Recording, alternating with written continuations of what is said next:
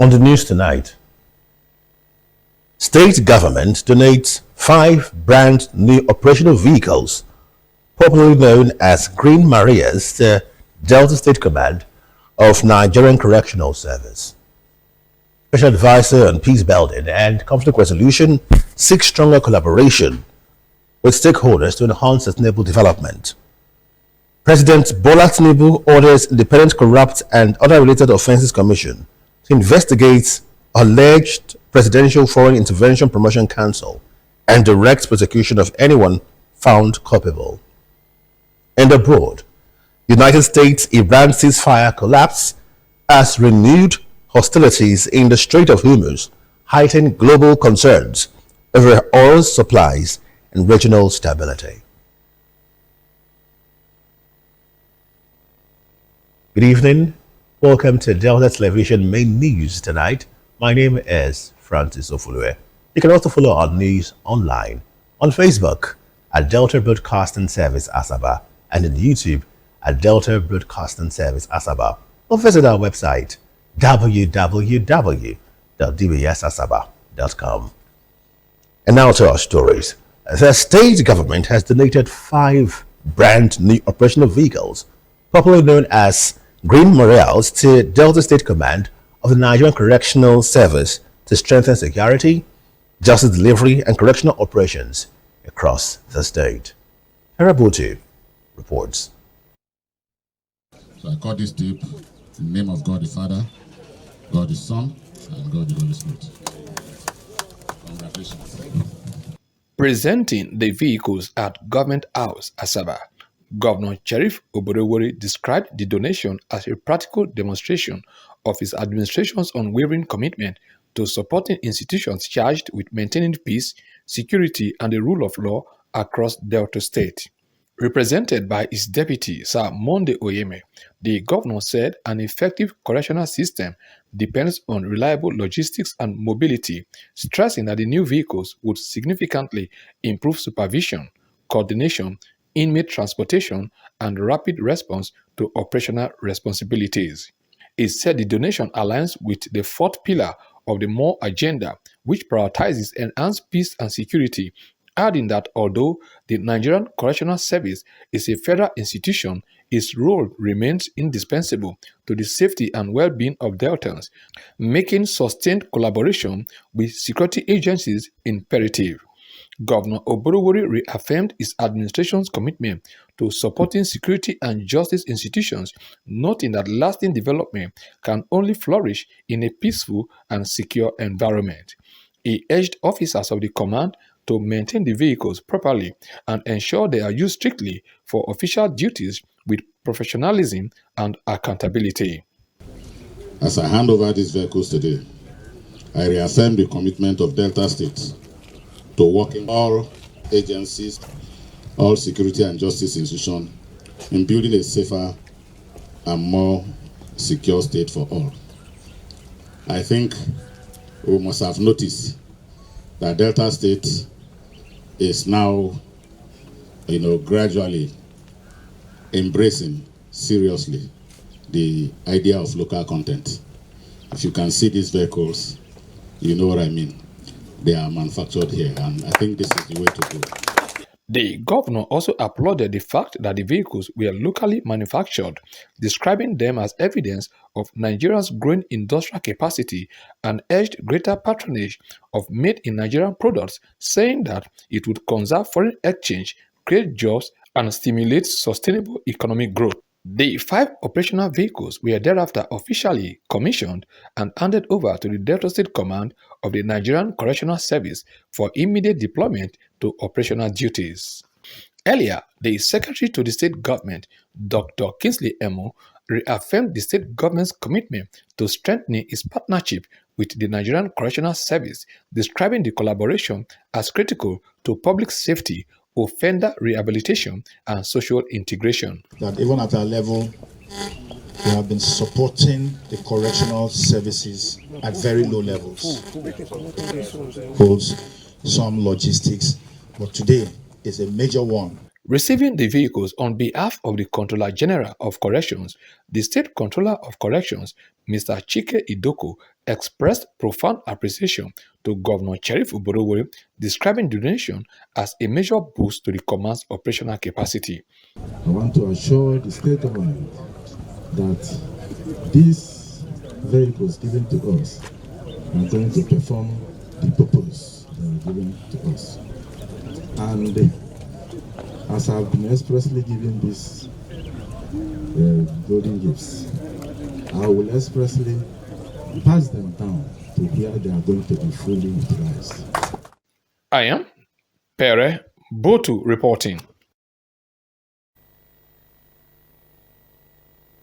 Organizations in the state have been urged to promote peace and support government at all levels to enhance sustainable development across the state. The Special Advisor to the Governor on Peace Building and Conflict Resolution, Chief Edwin Uzo, made the call while playing host to executive members of the Initiative for Youth Development and Promotion of Peace, IYDPP, during a courtesy visit to his office. Henry Unogwa reports.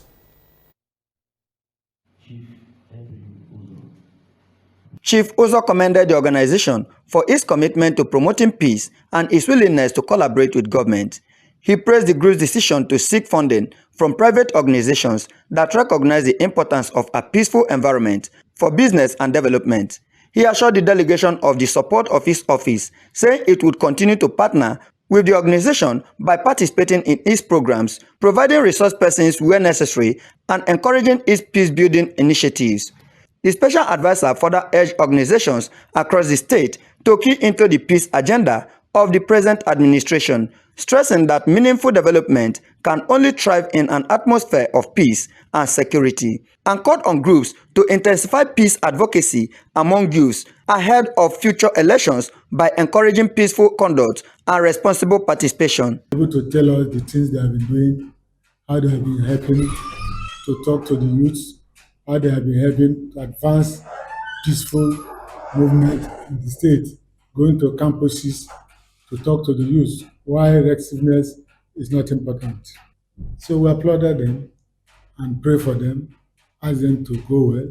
At every given time they call on us, that we'll be ready to support them, join their programs, if it's speeches they need, whatever they need from us, we'll be able to do our best.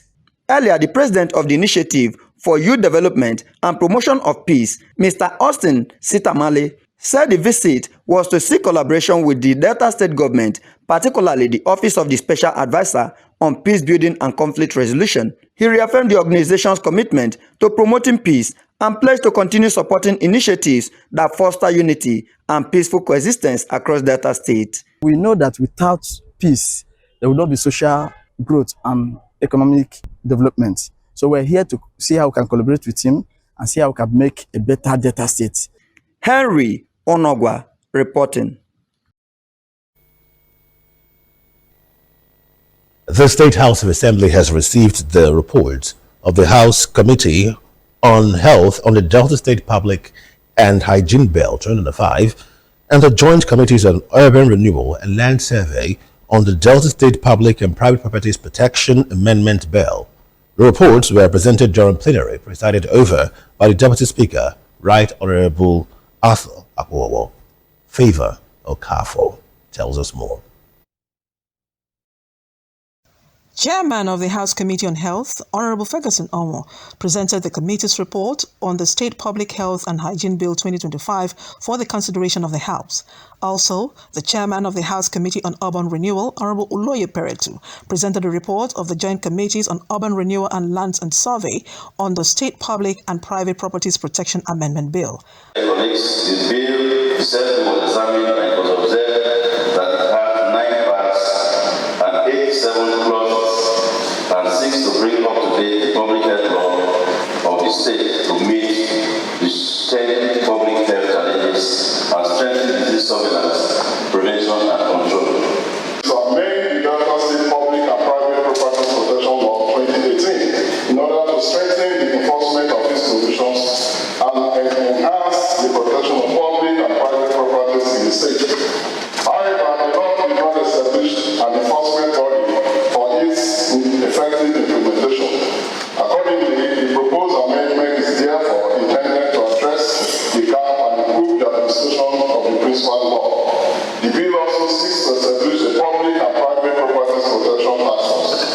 After receiving both reports, the Deputy Speaker, the Right Honourable Arthur Akpowo, subsequently fixed later dates for the House to consider the report at the Committee of the Whole, where lawmakers will deliberate on the recommendations before taking further legislative action. The two bills are aimed at strengthening public health standards and enhancing the legal framework for the protection of public and private properties in the state. Favor Okafor reporting. The Speaker of the State House of Assembly, Right Honorable Motimi Guo, has congratulated the immediate past governor of the state, Senator Ifeanyi Okowa, on his 67th birthday. In a statement issued by his Chief Press Secretary, the Speaker described Senator Okowa's administration from 2015 to 2023 as one marked by visionary leadership, inclusive governance, and remarkable development across the state. The Right Honorable Guo commended the former governor's lasting achievements in infrastructure, healthcare, education, job creation, and youth empowerment, noting that they continued to impact the lives of Deltans. He prayed for God's continued guidance, good health, and greater opportunities for Senator Okowa to serve humanity, wishing him many more years of purposeful and impactful life. President Bola Tinubu has directed Independent Corrupt Practices and Other Related Offences Commission to investigate the activities of the purported Foreign Intervention Promotion Council, PFIPC, which the presidency says was a non-existent government agency. Now, the anti-graft agency has been given 30 days to uncover the alleged fraud, identify all collaborators, trace the use of forged government documents, examine the movement of funds, and recommend reforms to prevent similar occurrences. The president also ordered all ministries, departments, and agencies to cooperate fully with the investigation and directed that anyone found culpable would be prosecuted. The Senate has, however, distanced itself from the controversy, insisting that it has not received any petition on the matter. Chairman of the Senate Committee on Media and Public Affairs, Senator Yemi Adiramadu, said the allegations fell within the jurisdiction of the executive arm of government and dismissed claims that the National Assembly created or funded the alleged agency. Meanwhile, the Nigeria Police Force has launched a manhunt for the alleged promoter of the PFIPC, Adeyemi Matthew, while confirming that the Force Criminal Investigation Department in Abuja handling the case. Former Vice President Atiku Abubakar has condemned the reported arrest of Adeyemi's father, describing it as an abuse of power and calling for his immediate release. The controversy has continued to attract reactions, with the Yoruba Ronu Leadership Forum criticizing the 10 billion naira defamation suit filed by President's Chief of Staff, Mr. Femi Gbajabiamila, against Adeyemi, while former Secretary to the Government of the Federation, Babachir David Lawal, faulted what he described as administrative lapses that allowed the alleged fictitious agency to gain official recognition. Meanwhile, President Bola Tinubu has inaugurated a presidential working group on the National Policing Bill to prepare the legal framework for the implementation of the state police across the country. Represented by his Chief of Staff, Mr. Femi Gbajabiamila, the President said the proposed legislation will provide the legal framework for the operation of the state police following the passage of the Constitution Alteration Bill by the Senate. The committee comprised key government officials and representatives of relevant institutions and was expected to produce an implementation-ready draft bill for the proposed dual policing system. Attorney General of the Federation, Mr. Lateef Fagbemi, NBA President, Mr. Afam Osigwe, and Ogun State Governor, Mr. Dapo Abiodun, expressed support for the initiative, saying that state police would strengthen community-based policing and improve security nationwide. The federal government says another branch of the 270 Nigerians stranded in South Africa will arrive Lagos aboard an Air Peace evacuation flight as part of its ongoing voluntary repatriation program. That is about 270 Nigerians stranded in South Africa. According to the Nigerians in Diaspora Commission, the latest evacuation followed 3 earlier flights that successfully returned 859 Nigerians who opted to come home after businesses were attacked. properties destroyed, and security concerns escalated in parts of South Africa. The federal government said the exercise was aimed at assisting citizens who voluntarily wished to return home and reaffirmed its commitment to protecting the welfare and safety of Nigerians abroad. Authorities added that while many Nigerians have chosen to remain in South Africa, the government will continue to facilitate the return of those who no longer consider it safe to remain in that country.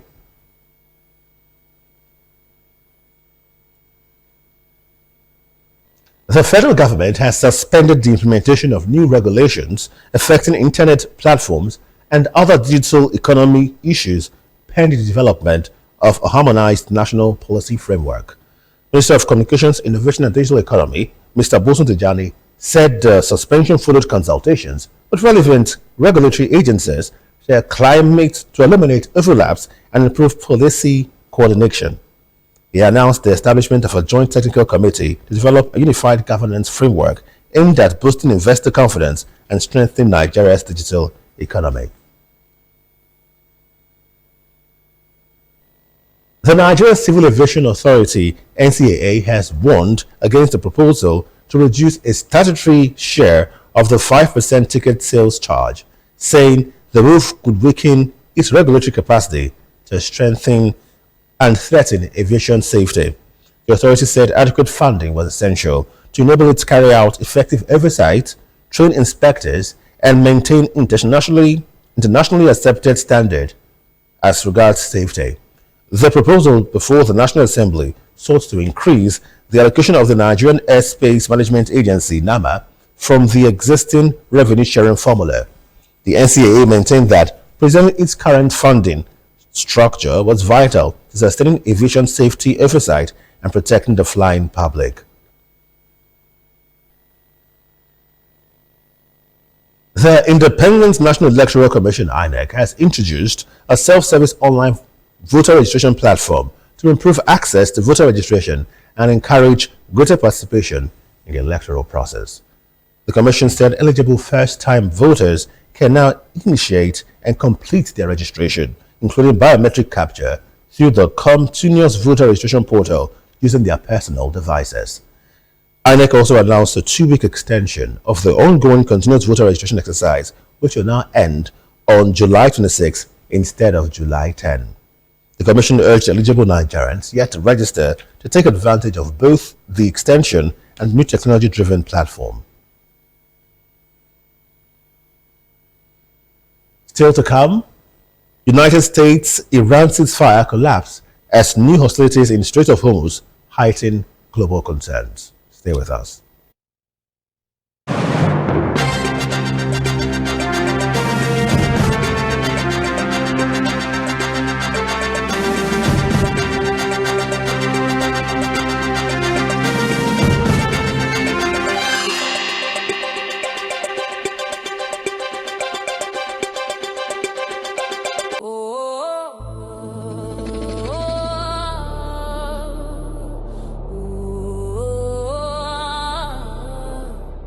We have a governor who is managing the resources of the state very, very prudently.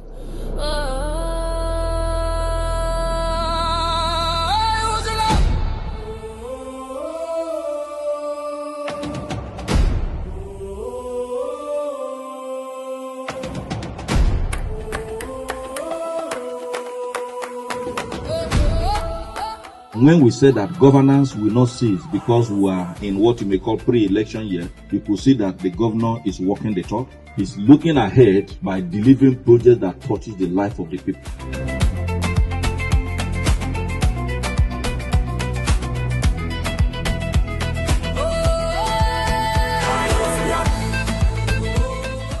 We are doing this supervision and tour of this project because the governor has made it clear that if you fall short of the provisions in the Bill of Engineering Measurement and Evaluation, we will blacklist you. And we are seeing much more quality work coming in. We're also seeing greater speed.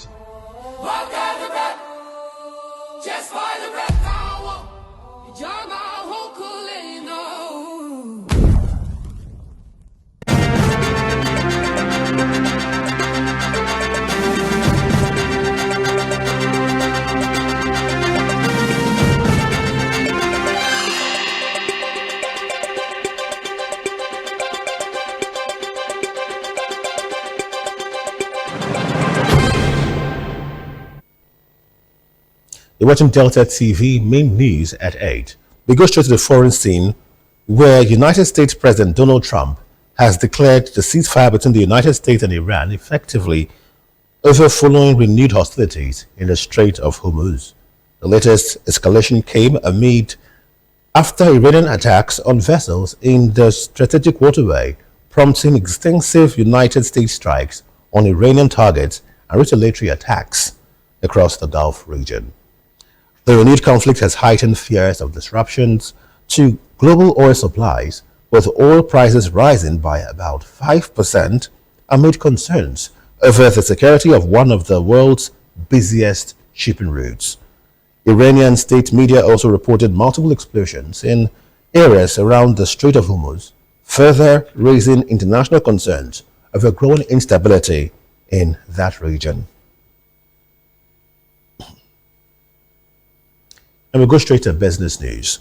Nigeria's campaign against illicit alcohol has received renewed attention as the Spirits and Wines Association of Nigeria, SWAN, calls for stronger collaboration among regulators, policy makers, and industry stakeholders to tackle the growing menace. The association said counterfeit products, smuggling, and illegal distilleries continue to threaten legitimate businesses, deprive government of revenue, and undermine investor confidence. SWAN noted that Nigeria's wines and spirits industry was worth billions of dollars and supports thousands of jobs across manufacturing, logistics, hospitality, and retail. It estimated that counterfeit and smuggled alcoholic beverages account for about 40% of products sold nationwide, resulting in annual economic losses of about 428 billion naira through smuggling, tax evasion, and illegal production. Now, our thought for today. Sometimes disappointments are not the end of the road. They are redirections to something better. What seems like a setback today may be preparing you for greater opportunities tomorrow.